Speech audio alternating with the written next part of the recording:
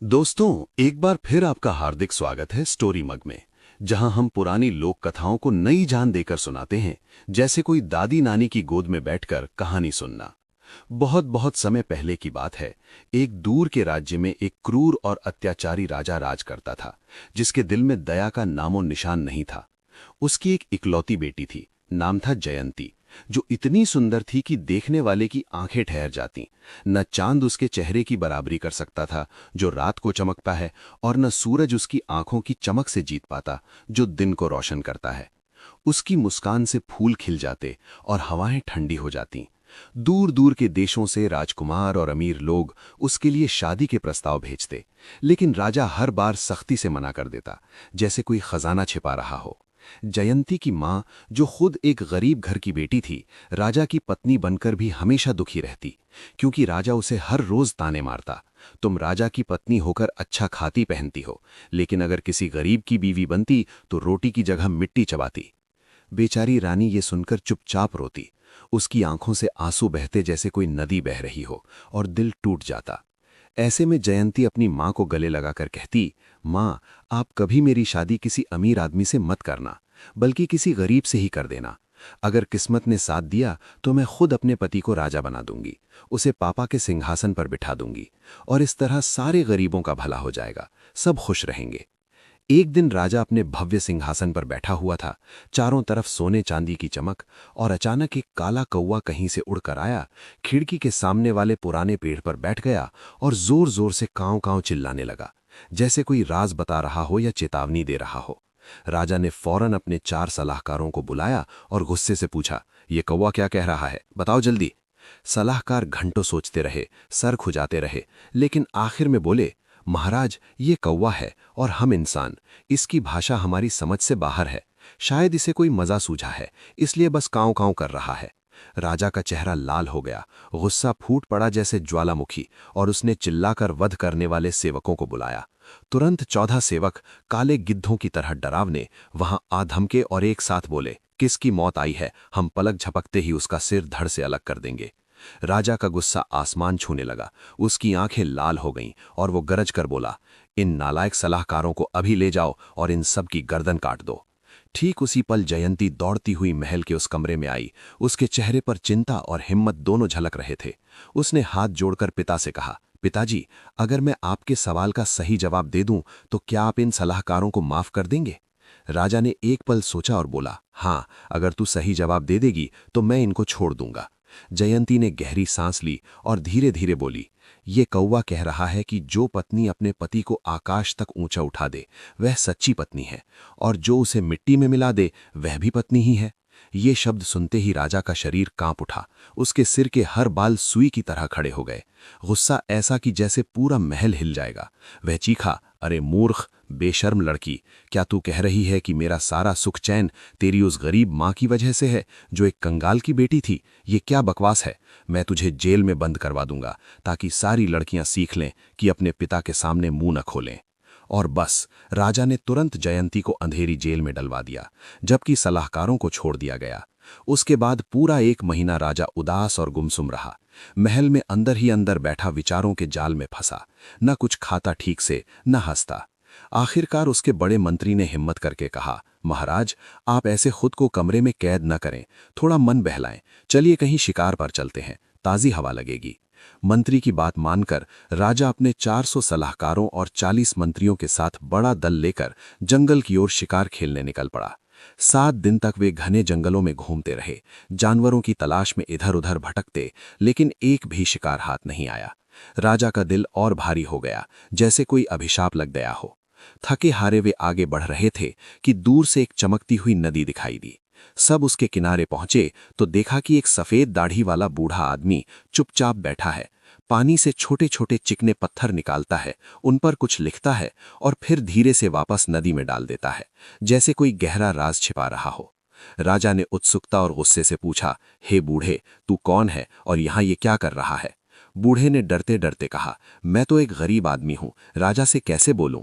राजा का पारा फिर चढ़ गया। वह तलवार की मूठ पर हाथ रखकर बोला, मेरे सवाल का जवाब दे, वरना अभी तलवार निकाल कर तेरे 2 टुकड़े कर दूंगा। बूढ़ा डरते हुए थोड़ा पीछे हटा, लेकिन फिर हिम्मत करके बोला, मैं यहाँ लोगों का भाग्य पढ़ रहा हूँ, इन पत्थरों पर लिखकर। राजा की आंखें चमक उठीं। वो मुस्कुराया और बोला, अच्छा, तो बता मेरी उस विद्रोही बेटी का भाग्य कैसा है। बूढ़े ने नदी में हाथ डाला, मुट्ठी भर चमकते कंकड़ निकाले, उन्हें ध्यान से देखा जैसे कोई रहस्य खोल रहा हो, और धीमी आवाज में कहा, एक दूर के देश में, नाम है शहर जर्जन, वहां एक बहादुर जवान रहता है जो एक गरीब चरवाहे का बेटा है। वही तेरी बेटी का पति बनेगा। दोनों का मिलन लिखा है। राजा का चेहरा गुस्से से तमतमाता लाल हो गया, जैसे आग लग गई हो। वो दांत पीसकर बोला, उस देश तक पहुंचने में कितने दिन लगेंगे। बूढ़े ने शांत होकर जवाब दिया, अगर अच्छे घोड़े पर सवार होकर जाओ तो पूरे 18 महीने लगेंगे। रास्ता लंबा और मुश्किल है। महल लौटकर राजा 3 दिन रात बेचैन घूमता रहा, सोचता रहा कि कैसे अपनी बेटी को उस घटिया गरीब चरवाहे से दूर रखे। क्या उसे भूखा मार डालूं या टुकड़े टुकड़े करवा दूं। उसकी ये काली साजिशें बड़े मंत्री के कान में पड़ गईं। मंत्री का दिल पिघल गया, लड़की पर तरस आया, जैसे कोई अपनी बेटी हो। तो रात के अंधेरे में चुपके से जेल गया, जयंती को बाहर निकाला और अपने घर ले आया। अगले ही दिन मंत्री ने एक कुशल बढ़ई को बुलाया, उसे ढेर सारे पैसे देकर कहा, ऐसा मजबूत संदूक बना जो पानी में डूबे ना, अंदर पानी की एक बूंद भी न घुसे। संदूक तैयार हुआ, चमकदार लकड़ी का। मंत्री ने जयंती से कहा, बेटी, इसमें लेट जाओ, मैं 40 दिनों का खाना रख दूंगा और इसे नदी में बहा दूंगा। अगर किस्मत में जीवन है तो बच जाओगी। राजा की तलवार से या जेल की सलाखों से सड़ने से बेहतर है कि कहीं भेड़ बकरियां चराती रहो, खुश रहो। जयंती की आंखों में आंसू थे, लेकिन उसने हिम्मत की और संदूक में बैठ गई। मंत्री ने ढक्कन बंद किया और आधी रात को चुपके से नदी में डाल दिया। संदूक लहरों पर तैरता चला गया। 3 महीने तक वो बहता रहा, कभी तेज धार में, कभी शांत पानी में। जयंती ने एक दिन का खाना 4 दिनों तक चलाया, दांतों तले उंगली दबाकर भूख सहन की, किसी तरह खुद को जिंदा रखा, दिल में उम्मीद की किरण जलाए। उधर एक दूसरे देश में अर्जुन सेन नाम का एक राजा राज करता था, बड़ा दयालु और न्यायप्रिय। वहीं देश में एक बूढ़ा आदमी रहता था। उसके ढेर सारे पोते थे, लेकिन गरीबी ऐसी कि घर में दाना पानी का नाम नहीं, रोटी के लिए तरसते। वो रोज पहाड़ी जंगलों में जाता, सूखी लकड़ियां इकट्ठा करता और राजा के महल में बेचकर थोड़े पैसे कमाता, परिवार पालता। एक दिन वो बूढ़ा आदमी सुबह सुबह अपनी पुरानी कुल्हाड़ी कंधे पर टांगे, कमर में मोटी रस्सी लपेटे घर से निकला। चेहरे पर वही थकी हुई मुस्कान, पोतों के लिए 2 रोटियां कमाने की उम्मीद लिए।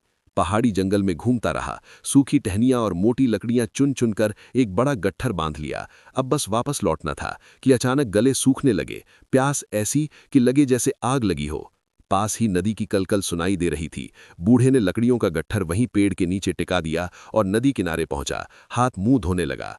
तभी उसकी नजर पड़ी, नदी की धारा में किनारे किनारे एक बड़ा चमकदार संदूक बहता आ रहा था, लहरों पर नाचता हुआ, जैसे कोई राज छिपाए।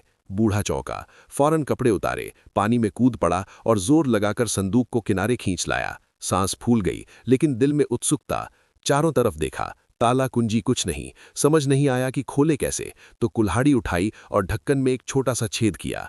झांका तो अंदर एक ऐसी खूबसूरत लड़की लेटे थी कि बूढ़े की आंखें फटी रह गईं, जैसे कोई परी सो रही हो। दिल जोर जोर से धड़का, सोचा शायद किसी अमीर व्यापारी की बेटी होगी, जहाज डूबा होगा, संदूक तैरता बच गया होगा।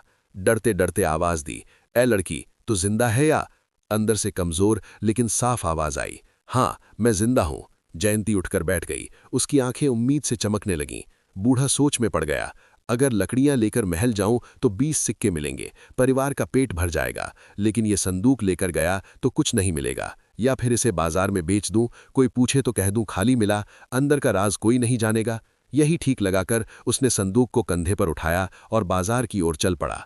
अभी बाजार में पहुंचा ही था कि अचानक अर्जुन सेन राजा घोड़े पर सवार वहां से गुजरा। उसकी नजर संदूक पर पड़ी। वो रुक गया और सख्त आवाज में बोला, अरे बूढ़े, मेरी लकड़ियां कहाँ हैं? रोज लकड़ी लाता है, आज ये संदूक कहाँ से चुराया? बूढ़ा कुछ कह पाता इससे पहले राजा का गुस्सा भड़क उठा, तलवार खींची और एक झटके में बूढ़े के 2 टुकड़े कर दिए। जमीन लाल हो गई। फिर नौकरों को हुक्म दिया, इस संदूक को उठाओ और महल ले चलो।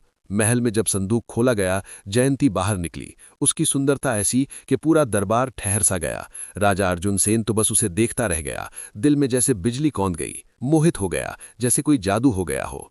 राजा अर्जुन सेन की आंखें जयंती पर जमी की जमी रह गईं। उसका दिल धड़कना भूल गया और उसी क्षण वो उसके पास गया और बोला, तुम इतनी सुंदर हो कि मेरा दिल तुम्हारे लिए धड़क रहा है, मुझसे शादी कर लो, मैं तुम्हें रानी बना दूंगा। जयंती की आंखें भर आईं, आंसू लुढ़क पड़े। दिल में सोचा, मैंने तो मां से वादा किया था कि सिर्फ किसी गरीब से ही शादी करूंगी, अब ये क्या मुसीबत आ गई। फिर हिम्मत बटोरकर राजा से बोली, महाराज, मुझे 40 दिनों का समय दे दीजिए। मैं 3 महीने तक उस अंधेरे संदूक में बंद रही, शरीर थक गया है, मन उदास है, जरा आराम कर लूं, घूम लूं, खेल लूं। राजा अर्जुन सेन ने दांत पीसते हुए कहा, अगर अभी इसी वक्त शादी न की तो तलवार से काट डालूंगा। जयंती डर गई, हाथ जोड़कर विनती की, तो कम से कम 3 दिन तो दे दीजिए। राजा ने कठोर स्वर में कहा, विश्राम के लिए 1 दिन ही काफी है, और उसे छोड़ दिया। लेकिन 40 चुनी हुई लड़कियों को उसके साथ लगा दिया। सख्त हिदायत दी कि एक पल के लिए भी इस पर नजर हटाना नहीं, हर वक्त घेरे रहना। अगले दिन जयंती उन 40 लड़कियों से घिरी हुई राजा के हरे भरे बगीचे में आई, जहां फूलों की महक हवा में घुली थी और दूर नदी की लहरें गीत गा रही थीं। जयंती ने मुस्कुराकर कहा, चलो नदी किनारे चलें, पानी में नहाएं, ठंडक मिलेगी। सब नदी पर पहुंची। जैसे ही जयंती पानी में उतरी, अचानक कहां से एक विशाल डरावनी मछली प्रकट हुई। मुंह इतना बड़ा कि अंधेरा सा लगे, और एक झटके में जयंती को निगल गई, फिर गहराई में गायब हो गई। लड़कियां चीखती चिल्लाती दौड़कर महल लौटीं और राजा को खबर दी। ये सुनते ही अर्जुन सेन का दिल टूट गया। वो जोर से चीखा, अपना सोने का मुकुट जमीन पर पटका, शाही कपड़े फाड़कर फेंक दिए और पागलों की तरह महल छोड़कर शहर से बाहर जंगलों की ओर भाग गया, जैसे उसका सब कुछ छिन गया हो। अब चलिए दूर शहर जर्जन का हाल सुनते हैं। वहां नदी किनारे एक जवान चरवाहा अपनी भेड़ बकरियों को चरा रहा था। धूप में उसका चेहरा पसीने से तर, लेकिन आंखों में मेहनत की चमक। पास ही कुछ मछुआरे जाल डालकर मछलियां पकड़ रहे थे। चरवाहे ने उदास होकर उनसे कहा, भाइयों, मेरे बूढ़े पिता और मैं दोनों भूखे हैं। पिता बीमार हैं, चल नहीं सकते, और मैं इन भेड़ बकरियों को छोड़कर शहर रोटी लाने भी नहीं जा सकता। तुम लोग दया करके कोई मछली दे दो, बस पेट की आग बुझ जाए। मछुआरों का दिल पसीज गया। उन्होंने मुस्कुराकर कहा, अच्छी बात है भाई, इस बार जाल में जो भी आएगा सब तुम्हारा। और फिर जोर लगाकर जाल खींचा। देखते क्या है कि उसमें एक इतनी विशाल मछली फंसी थी कि सबकी आंखें चौड़ी हो गईं, चमकती हुई चांदी जैसी, इतनी बड़ी कि कभी देखी न गई हो। मछुआरों ने हंसते हुए उसे चरवाहे को दे दिया। युवक ने उठाने की कोशिश की, लेकिन अकेला कहाँ उठ पाती, इतनी भारी थी जैसे कोई पहाड़। आखिरकार 5 मजबूत बैलों की मदद से खींचता खींचता घर लाया। सांस फूल गई, लेकिन दिल में खुशी थी कि पिता को अच्छा भोजन मिलेगा। घर पहुंचकर मछली को पिता के पास छोड़ा और खुद फिर भेड़ बकरियों के पास लौट गया, धूप में चराने। बूढ़े पिता ने वो बड़ी मछली देखी तो आंखें चमक उठीं। सालों बाद इतना बड़ा नसीब आया था। चाकू उठाया और पेट चीर कर देखा। अंदर एक जीवित लड़की पड़ी थी, सुंदरता ऐसी कि जैसे चांद उतर आया हो। बूढ़ा घबरा गया, फिर जल्दी से पानी लाया, लड़की के मुंह में बूंद बूंद डाला। थोड़ी देर में जयंती को होश आया, आंखें खोलीं, उठकर बैठीं और बूढ़े को झुककर प्रणाम किया। बोली, बाबा, मुझे बहुत भूख लगी है, कुछ खाने को दीजिए। बूढ़े ने प्यार से मछली का टुकड़ा काटा, आग पर भूना और उसे खिलाया। जयंती ने चुपचाप खाया, फिर पूछा, बाबा, आप क्या करते हैं? बूढ़े ने उदास होकर कहा, पहले मैं चरवाहा था, भेड़ बकरियां चराता था, अब बुढ़ापा आ गया, ये काम मेरा बेटा करता है। ये सुनते ही जयंती के चेहरे पर मुस्कान खिल गई, आंखें चमक उठीं। वो उत्साह से बोली, बाबा, मेरी मन की मुराद पूरी हो गई। अगर आप कहें तो मैं आपके बेटे से शादी कर लूं? मैंने भी वादा किया था कि किसी गरीब से ही विवाह करूंगी। बूढ़ा चौंका, बोला, बेटी, हमारे पास धन दौलत कहाँ की शादी का इंतजाम करें? जयंती ने हंसकर कहा, कोई बात नहीं बाबा, मैं अपनी मर्जी से शादी कर रही हूं, किसी को दावत देने की जरूरत नहीं। और बस उसी दिन बूढ़े ने सादगी से जयंती का विवाह अपने बेटे से करवा दिया। छोटा सा घर खुशियों से भर गया। अगली सुबह जयंती ने अपने लंबे बाल कपड़े से छिपाए घर की बहू बनकर काम में जुट गई। बर्तन के पास गई तो देखा कि सालों की मैल जमी हुई है, इतनी मोटी परत कि चमक ही गायब हो गई थी। बाकी बर्तन भी ऐसे ही गंदे पड़े थे। उसने मेहनत से रगड़ रगड़ कर सबको चमकाया, जैसे नए हों। पूरा घर साफ सुथरा हो गया और दिल में सोचा कि अब यहीं अपनी किस्मत संवारूंगी। जयंती ने बर्तन चमकाने के बाद झाड़ू उठाई और घर के आंगन को इतनी मेहनत से बुहारा कि धूल के बादल उड़ गए। जमीन चमकने लगी जैसे नई दुल्हन हो। फिर सारे मैले कपड़े नदी पर ले जाकर धो पोंछकर सुखाने डाले। हवा में कपड़े लहराने लगे जैसे खुशी से नाच रहे हों। ये सब देखकर बूढ़े सास ससुर का दिल खिल उठा, आंखें नम हो गईं। वो धीरे धीरे उठे और बहू के पास आए। प्यार भरी आवाज में बोले, बेटी, 100 साल जियो। मैं तो बूढ़ा हो चला हूं, हाथ पैर नहीं चलते, घर का कोई काम नहीं कर पाता, और मेरा बेटा सुबह भोर में भेड़ बकरियां लेकर निकल जाता है, रात अंधेरा होने पर थक कर लौटता है। लेकिन हम कितने नसीब वाले हैं कि तुम हमें मिल गईं। तुम्हारी ये मेहनत देखकर मेरा भी मन कर रहा है कि कुछ मदद करूं। मुझे भी कोई काम बता दो। जयंती ने मुस्कुराकर अपने कान का एक चमकदार आभूषण उतारा, बूढ़े के हाथ में रखते हुए बोली, बापा, इसे बाजार ले जाइए, कोई दाम पूछे तो कहिएगा कि आप खुद ईमानदारी से जो ठीक लगे दे दीजिए, जितना दें उतने में ही बेच देना। बूढ़ा आभूषण जेब में डालकर बाजार पहुंचा। ठीक उसी वक्त बड़े बड़े व्यापारी माल खरीदने आए थे। एक अमीर व्यापारी की नजर पड़ी। बूढ़ा एक अद्भुत चमकता हुआ आभूषण हाथ में लिए खड़ा था। व्यापारी पास आया और बोला, बाबा, इसका क्या दाम है? बूढ़े ने जयंती की बात दोहराई, आप खुद ईमानदारी से जो ठीक लगे दे दीजिए। व्यापारी हैरान रह गया। उसने एक बड़ी संदूकची सोने से भरकर बूढ़े को दी और पूछा, क्या ये काफी है या और दूं? बूढ़े ने कहा, मैंने तो कह दिया था कि खुद ईमानदारी से दे दीजिए। व्यापारी ने खुशी खुशी एक और थैली सोने की दी, इतना सारा कि गिनती मुश्किल, और बोला, ये सारी दौलत घर ले जाने के लिए मेरा गधा भी ले जाओ। बूढ़ा सोच में पड़ गया, कहीं ये मेरा मजाक तो नहीं उड़ा रहा। अच्छा, मैं भी इसे सबक सिखाता हूं। सारा सोना गधे पर लाद कर घर चला जाता हूं, फिर ये मेरे पीछे भागता फिरेगा। ये सोचकर उसने सारा सोना लादा और धीरे धीरे घर की ओर चल पड़ा, जबकि उधर व्यापारी मन ही मन सपना देख रहा था कि काश ऐसा ही एक और आभूषण मिल जाए। दोनों का जोड़ा बनाकर राजा को भेंट कर दूं तो 7 राज्यों का कर वसूलने का अधिकार मिल जाएगा, बड़ा फायदा हो जाएगा। बूढ़ा घर पहुंचा तो गधे से सारा सोना उतारा। दिल में थोड़ी शंका, लेकिन आंखें चमक रही थीं। सब कुछ जयंती को सौंप दिया और पूरी बात सुनाई। बहू ने मुस्कुराकर सराहा और अगली सुबह अपना दूसरा कान का आभूषण उतारकर ससुर के हाथ में रख दिया। बोली, बाबा, इसे भी बाजार ले जाइए और वही बात कहिएगा। बूढ़ा फिर बाजार गया। वहीं व्यापारी दूर से उसे देखते ही दौड़ा आया। आभूषण देखकर आंखें चौड़ी हो गईं। पूछा, बाबा, इसका दाम क्या है? इस बार बूढ़े ने सख्ती से कहा, नहीं जी, इस बार मैं तुम्हारे हाथ नहीं बेचूंगा। पिछली बार तुमने मेरा खूब मजाक उड़ाया था। व्यापारी हंस पड़ा, हाथ जोड़कर बोला, बाबा, गलती हो गई, चलिए मेरे साथ घर चलिए, मैं आपको दिल से सम्मान दूंगा। और बूढ़े को अपने बड़े महल जैसे घर ले गया। वहां सोने से भरी 2 बड़ी बड़ी संदूकचियां ना कर दीं, ऊपर से कीमती रेशमी कपड़े पहनाए, 2 मजबूत गधे भी भेंट किए। फिर पूछा, बाबा, आपका घर कहाँ है? मैं खुद पहुंचा आऊं। बूढ़ा सतर्क हो गया। सोचा, अगर पता बता दिया तो कहीं लूट न ले जाए, इसलिए बोला, मेरा कोई घर नहीं है जी, मैं तो इधर उधर भटकता हूं। घर लौटकर बूढ़े ने सारा सोना और कपड़े जयंती को दे दिए। वो खुशी से झूम उठी, सब कुछ घर के अंदर एक गुप्त जगह में छिपा दिया और फिर पति व ससुर से बोली, अब आप दोनों जाकर शहर से अच्छे अच्छे राजमिस्त्री और मजदूर ले आइए। हम यहाँ एक नया शहर बसाएंगे, सबके लिए खुशहाली लाएंगे। दोनों गए और ढेर सारे कुशल कारीगर ले आए। जयंती ने सबको प्यार से स्वागत किया और कहा, अपने घर जाओ, पत्नी बच्चों को भी साथ ले आओ। जब सब परिवार समेत आ गए तो शहर बनाने का काम शुरू हो गया। सबसे पहले जयंती के कहने पर मजदूरों ने एक लंबी चौड़ी मजबूत दीवार उठानी शुरू की। रोज सबको पेट भर खाना खिलाया जाता, मजदूरी के पैसे दिए जाते, अच्छे अच्छे कपड़े बनवाकर बांटे जाते। जयंती की दयालुता और उदारता की चर्चा चारों तरफ फैल गई। दूर दूर से गरीब मजदूर और उनके परिवार आने लगे। वो हर आने वाले का स्वागत करती, सबको खाना पानी देती, कपड़े दिलवाती और काम पर लगाती। राहगीर गुजरते तो पूछते, ये इतनी बड़ी दीवार कौन बनवा रहा है?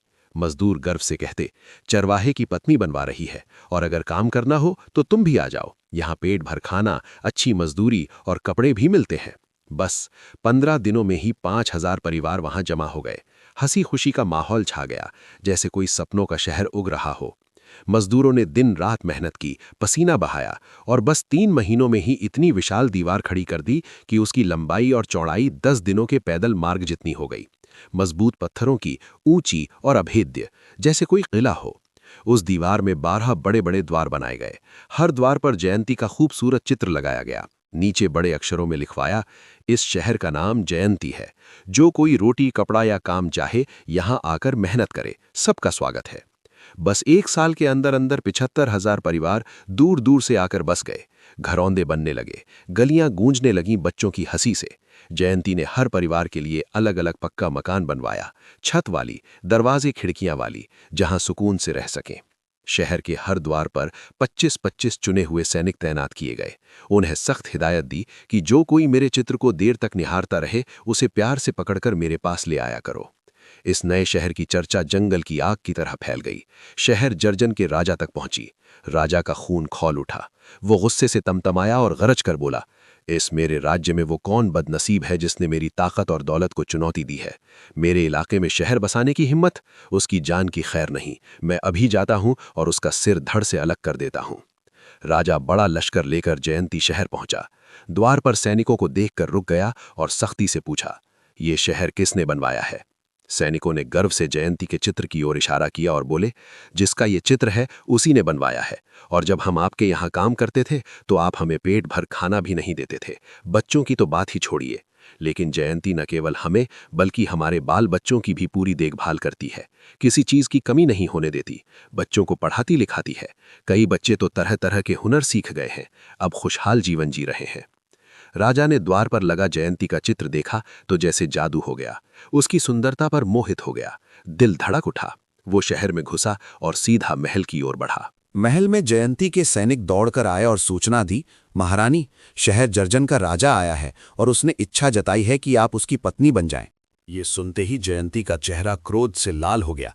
आंखें चिंगारी छोड़ने लगीं। उसने ठंडी लेकिन सख्त आवाज में कहा, राजा को अंदर लाया जाए। राजा जर्जन को सैनिक अंदर ले आए। वो अकड़कर सिंहासन के सामने खड़ा हो गया। जयंती ने शांत लेकिन तीखी नजरों से उसे घूरा और पूछा, अरे राजा, जरा बता तो सही, तुम्हारी कितनी पत्नियां हैं? राजा ने सीना फुलाकर कहा, मेरी 40 पत्नियां हैं। जयंती ने व्यंग भरी मुस्कान के साथ बोली, 40 पत्नियां हैं और अभी भी कुछ इच्छाएं बाकी हैं? वाह!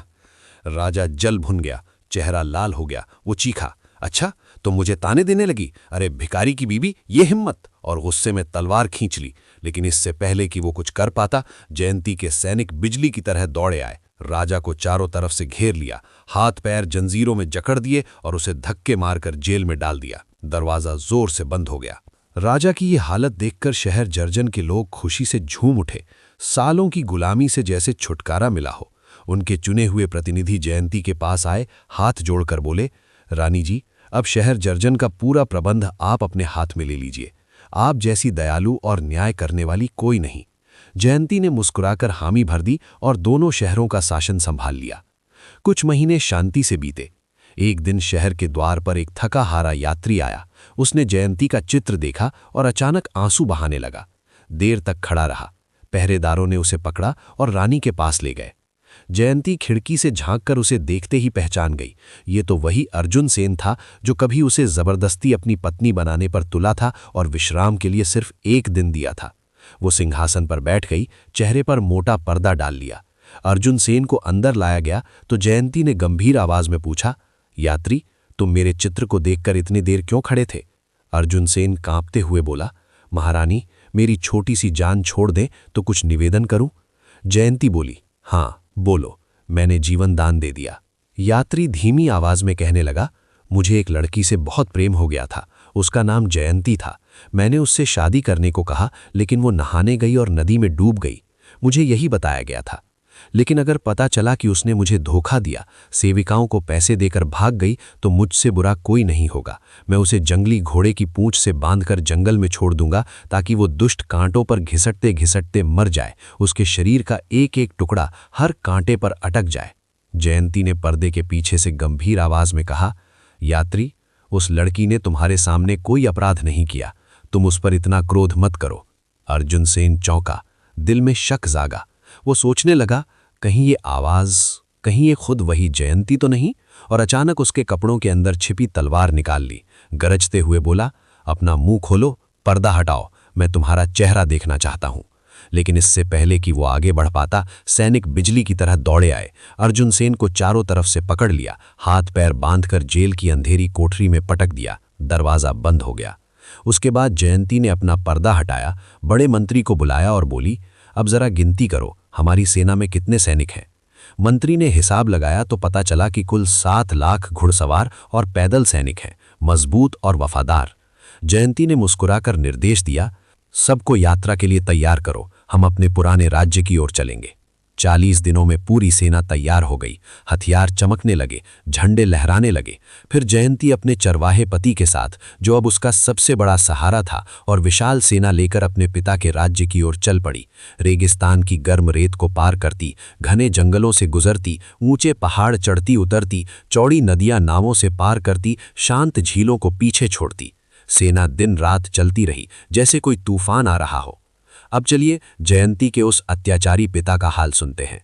एक रात वो गहरी नींद में था कि स्वप्न में एक विशाल चील आसमान से झपट्टा मारती हुई आई, उसके कपड़े पंजों में दबोचे और ऊपर उड़ने लगी। राजा डर से चीखा, लेकिन चील नहीं रुकी। आकाश और जमीन के बीच रुककर बोली, तू मेरा दास बन जा, वरना तेरी गर्दन तोड़ दूंगी। राजा कांपते हुए गिड़गिड़ाया, मेरा सिंहासन ले लो, मुकुट ले लो, सारा खजाना और राज्य ले लो, बस मेरी जान छोड़ दो। चील ने ठंडी आवाज में कहा, तेरे धन दौलत की मुझे जरूरत नहीं, मैं तो तेरी बेटी जयंती का खून पीना चाहती हूं। ये सुनते ही राजा फूट फूट कर रो पड़ा।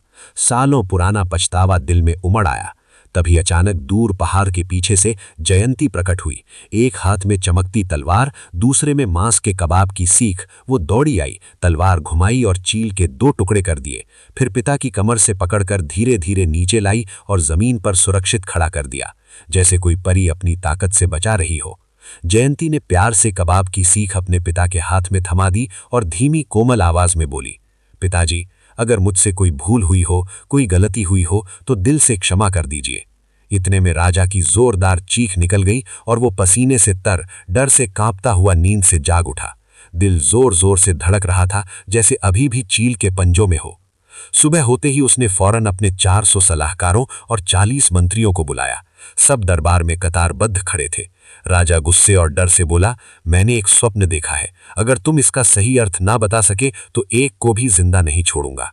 सब चुप रहे, सर झुके हुए। तभी बड़ा मंत्री आगे बढ़ा और कांपती आवाज में बोला, महाराज, अगर आप मेरी जान छोड़ दें तो मैं अर्थ बता दूं। राजा ने कड़क कर कहा, हाँ बोलो जल्दी। मंत्री ने सिर झुकाकर कहा, जिस चील ने आपको उठाया था वह कोई बड़ा शत्रु है जो आपके देश पर कब्जा कर आपको कैदी बना लेगा। लेकिन ठीक उसी वक्त आपकी बेटी आएगी और आपको आजाद करवाएगी, पर आपका सिंहासन, मुकुट और राज्य किसी दूसरे के हाथ चला जाएगा। झूठ। राजा आग की तरह भड़क उठा, मेरी उस विद्रोही बेटी को मिट्टी में मिले कितना समय हो गया।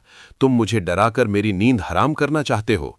मैं तुम्हें जेल में डलवाता हूं ताकि मेरी बेटी के साथ तुम भी वहीं सड़ जाओ। और तुरंत वध करने वाले सेवकों को बुलाकर बड़े मंत्री को जंजीरों में बांधकर जेल भिजवा दिया। लेकिन उसी दिन से राजा का चैन सुकून हमेशा के लिए गायब हो गया। रातें डर और बेचैनी में कटने लगीं। वह बिस्तर पर करवटें बदलता या सोने के कमरे में इधर उधर टहलता रहता, आंखों में नींद का नाम नहीं। ठीक 1 हफ्ते बाद एक दूत घोड़े पर सवार तेजी से महल पहुंचा और जोर जोर से घोषणा करने लगा, शहर जर्जन का राजा अपनी विशाल सेना लेकर आक्रमण करने आ रहा है। जल्दी से दोनों हाथ छाती पर रखो, सिर झुकाओ और उसका स्वागत करो। अगर खुद अपनी मर्जी से राज्य सौंप दिया तो ठीक, वरना पछताओगे। हमारे राजा ने आपके लिए प्रणाम और उपहार भेजा है। ये कहते हुए दूत सीधा राजा के पास गया और जोर से उसके मुंह पर एक तमाचा जड़ दिया। राजा डर से चीखा और सिंहासन के पीछे छिप गया, क्षमा मांगता हुआ। दूत हंसता हुआ चला गया। राजा थर थर कांपते हुए मंत्रियों से बोला, अगर दूत का ये हाल है तो उस राजा के सैनिक कैसे होंगे? अब बताओ क्या किया जाए? मंत्री डरे हुए बोले, महाराज, हम आपको कोई सुझाव नहीं दे सकते। मंत्रियों ने डरते डरते सिर झुकाकर कहा, महाराज, हम चाहे अच्छा सुझाव दें या बुरा, हर बार आप हमें मौत के घाट उतार देते हैं, इसलिए अब हम चुप ही रहेंगे। लेकिन एक मंत्री ने हिम्मत करके बोला, तो फिर बड़े मंत्री को जेल से निकालिए, वह कीमती उपहार लेकर शहर जर्जन के राजा के पास जाएं, फिर जो होना होगा सो देखा जाएगा। राजा ने फौरन हुक्म दिया। बड़े मंत्री को जंजीरें खोलकर बाहर लाया गया। राजा ने कांपती आवाज में कहा, तुम अभी जाओ, शहर जर्जन के राजा को झुककर प्रणाम करो। अगर वह मांगे तो मेरा सारा राज्य उसे दे देना।